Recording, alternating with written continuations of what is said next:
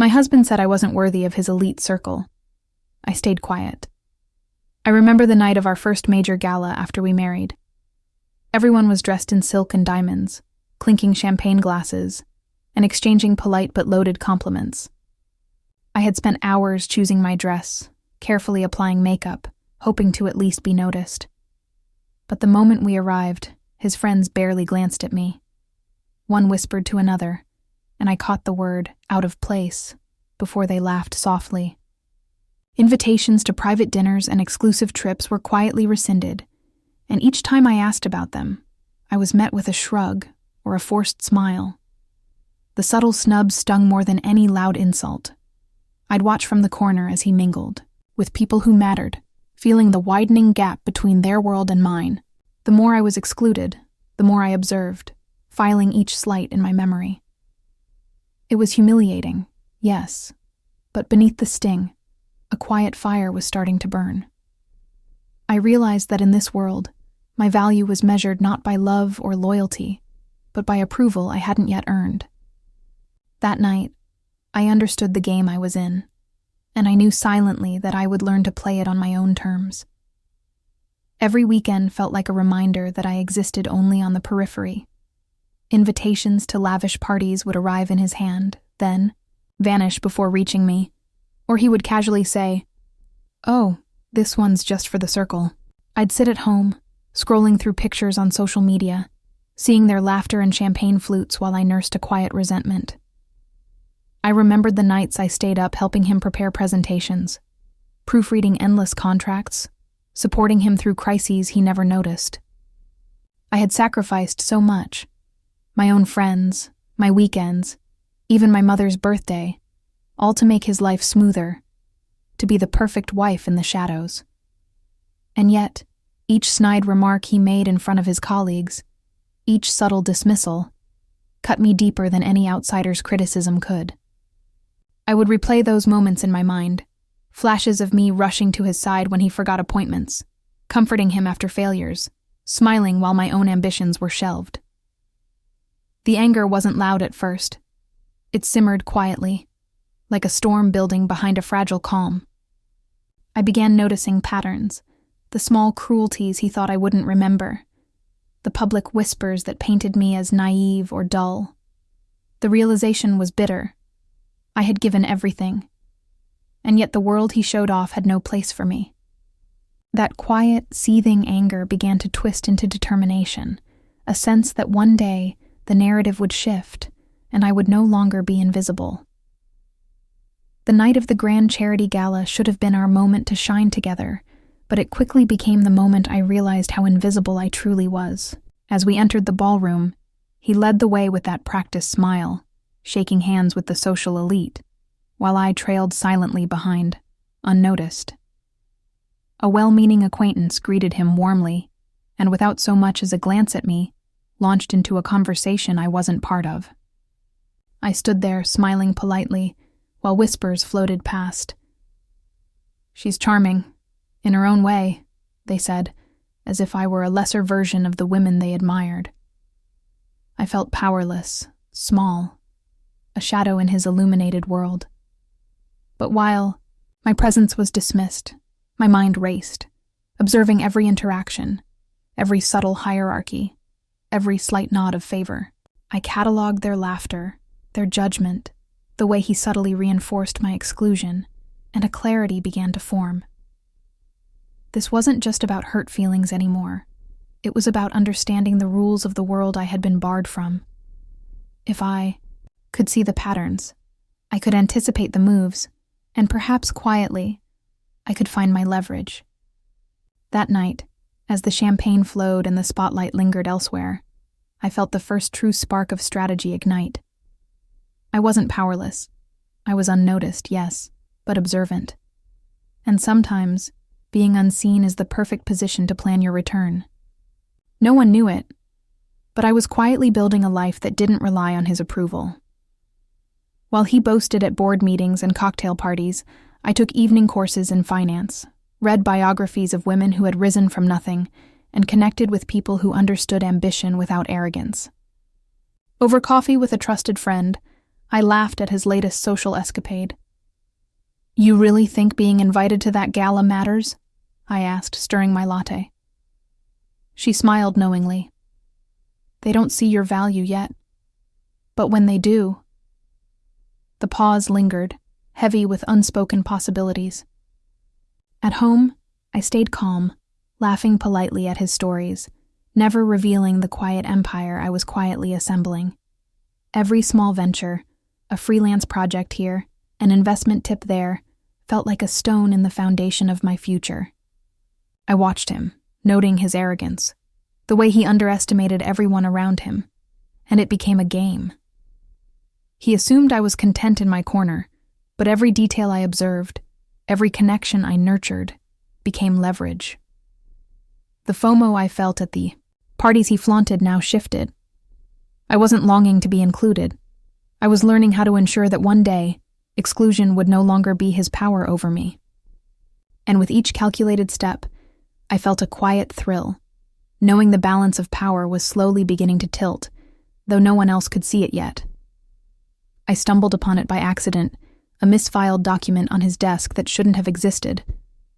At first, I thought it was a simple oversight, but the numbers didn't add up.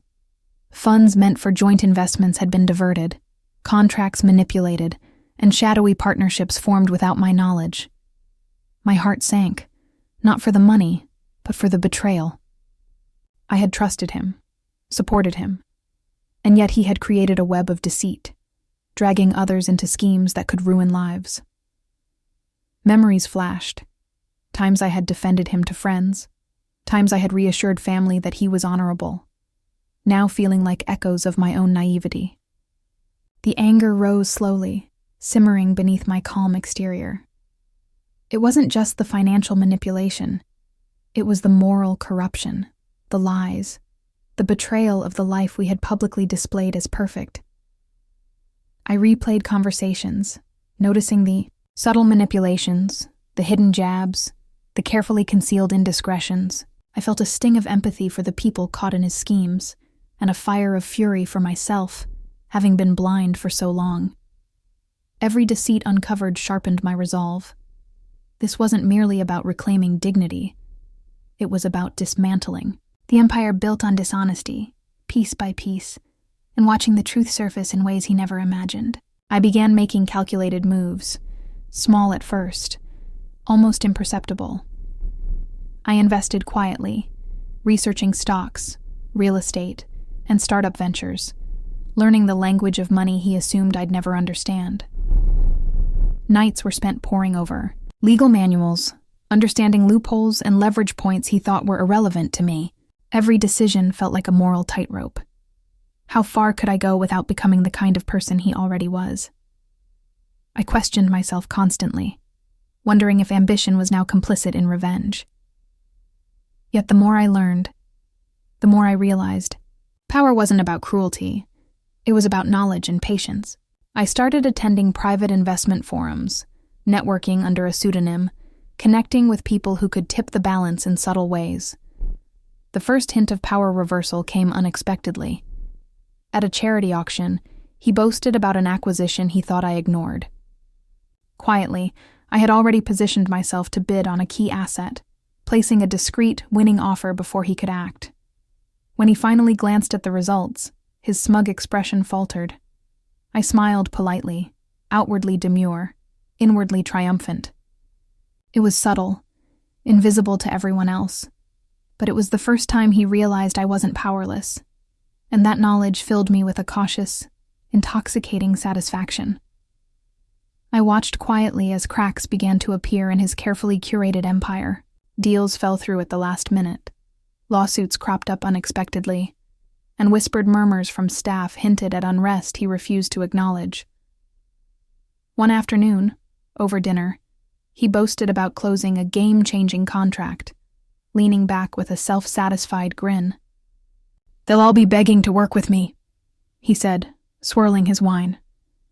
I nodded politely, asking a neutral question about the terms, though inside I was calculating, observing the tension he ignored. Later, a former colleague called to apologize for missing a meeting, nervously mentioning internal issues he had never disclosed. I listened, letting the details sink in, aware that the foundation he believed was solid was quietly crumbling. Every brag, every inflated claim, only made his arrogance more transparent. I began mentally mapping the vulnerabilities: finances, alliances, reputation, while maintaining the facade of the supportive, oblivious wife. The contrast between his confidence and the reality he refused to see was deliciously stark. He thought he controlled the room, the deals, the people, but I was learning how fragile it all really was, and patience had become my greatest weapon. The next gala arrived, and with it, the familiar sting of exclusion. He introduced me briefly to a few acquaintances, then drifted off into a circle of nods, handshakes, and laughter that didn't include me. For a moment, I felt the old ache of invisibility, but I reminded myself I was no longer the woman who waited for validation. While he basked in superficial praise, I engaged quietly with a small group discussing market trends and upcoming ventures. I offered insights, citing articles and data I had memorized, weaving in subtle suggestions that demonstrated knowledge far beyond what anyone expected. A few heads turned, impressed by the confidence I projected, and for the first time, I noticed the flicker of uncertainty in his eyes. He had assumed my silence equaled ignorance, my politeness weakness. Yet here I was, calmly commanding respect in ways he never anticipated. Every laugh he attempted now sounded hollow beside the nods and focused attention I drew effortlessly. The contrast between his performative dominance and my genuine competence was palpable, though no one else voiced it aloud. I smiled politely, inwardly savoring the shift. The room had not changed, but the power dynamic certainly had.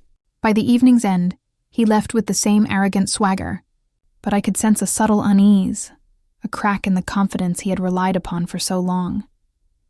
The day I executed my first overt move felt like a turning point I had been building toward for months. I quietly acquired a small but critical stake in one of his failing ventures, a deal he had dismissed as inconsequential. My hands trembled only slightly as I signed the papers, knowing this small action would ripple through his world. Later, at a networking event, I mentioned my involvement casually to a few influential contacts, careful to remain understated yet visible. Whispers followed me, curiosity piqued by the unexpected twist. The quiet, overlooked wife had maneuvered herself into a position he could no longer ignore. When he learned of it, his expression faltered in front of colleagues, a flash of disbelief crossing his usually smug face. I felt a thrill that wasn't vindictive. It was the justice of competence meeting arrogance. For the first time, the balance had shifted. I was no longer merely observing. I was acting, quietly orchestrating the consequences of his underestimation. Every detail had been considered: the optics, the timing, the perception of inevitability. In that moment, the empowerment I had built in private became visible, subtle, but undeniable. And the first taste of karma began to unfold before an audience that had once overlooked me entirely. It started with whispers, rumors of unpaid taxes, overdue contracts, and mismanaged partnerships that no one had dared to confirm.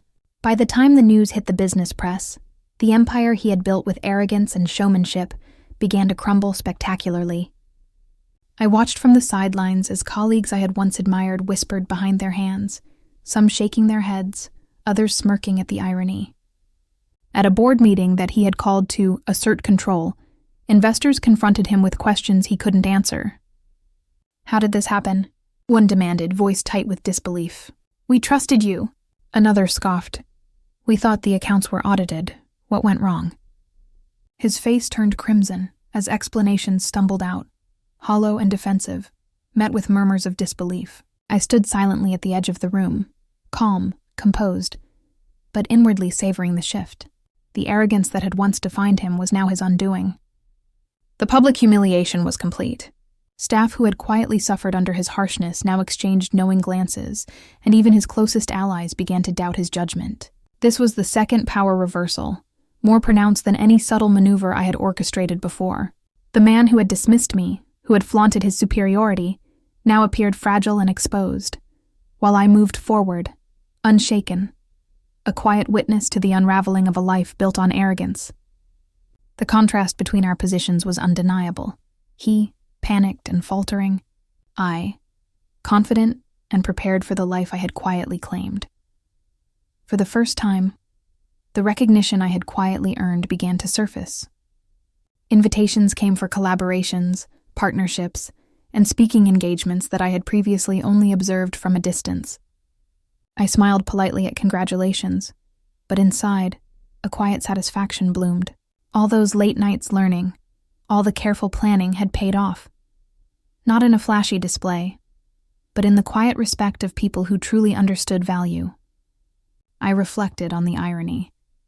The same husband who once dismissed me as unworthy now struggled to maintain even a fraction of the reputation I had built. There was no gloating, only the calm certainty that the scales had shifted. As I signed agreements and met new allies, I thought about the lessons of patience, observation, and strategic restraint. The bitterness of past humiliation lingered, but it was tempered by the knowledge that justice need not be loud to be effective. I felt a bittersweet moral clarity. The world could see what he never valued, and I had earned it honestly. Every moment of quiet diligence now shone brightly against the backdrop of his decline, and I allowed myself to savor it, fully aware that this vindication was both deserved and meticulously achieved. I sat in my office, the city lights twinkling below, and finally allowed myself to breathe. The chaos that had once defined my life, the snubs, the whispers, the constant feeling of being less than, had faded into a distant memory. I had built something real, something untouchable by arrogance or deceit, and I felt a calm power that was impossible to take away. I thought of him, scrambling to salvage what remained of his reputation, and for the first time, I felt no bitterness, only a quiet acknowledgement of the contrast between our lives. I had grown in patience, intelligence, and resilience, learning that strength often lies in subtlety rather than spectacle. Memories of past humiliation lingered, but they now served as proof of my endurance rather than scars. I realized I no longer sought approval or validation from anyone. Not from him. Not from the social circles that once excluded me. The woman who had once waited silently in the shadows had emerged fully, capable and serene. And as I looked out over the city, I felt a deep, satisfying catharsis, a sense that justice had unfolded naturally, and I had finally claimed my life on my own terms, calm, empowered, and free. Just when I thought the story had reached its close, an unexpected letter arrived, sealed and official. It detailed a legal settlement I hadn't anticipated, one that granted me a significant stake in a venture my husband had long dismissed as trivial. The irony was delicious. The empire he had believed was his alone now partly belonged to me, legally undeniable and public. As I read the documents, memories of every slight, every dismissal, every whisper of not worthy flashed through my mind. A thrill ran through me, not of revenge, but of complete vindication. I realized that all those years of patience, observation, and quiet strategy had positioned me to receive not just recognition, but tangible power. Even he couldn't deny it. The social circles that had once excluded me now whispered, curious and cautious, about the woman who had quietly turned the tables. I smiled, letting the surprise sink in, savoring the perfect alignment of timing, justice, and strategy.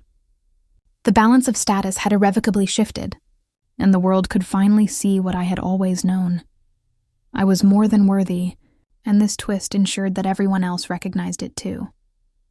I finally understood my worth, and the world could see it too. All the years of quiet endurance, careful planning, and silent observation had led me here, to a place of calm power and undeniable respect. I thought back to the nights I had felt invisible, dismissed, and unworthy, and I smiled, not with bitterness, but with the clarity of someone who had grown stronger through it all. The chaos that had once surrounded me, his arrogance, the social snubs, the whispered judgments, no longer held sway over my life.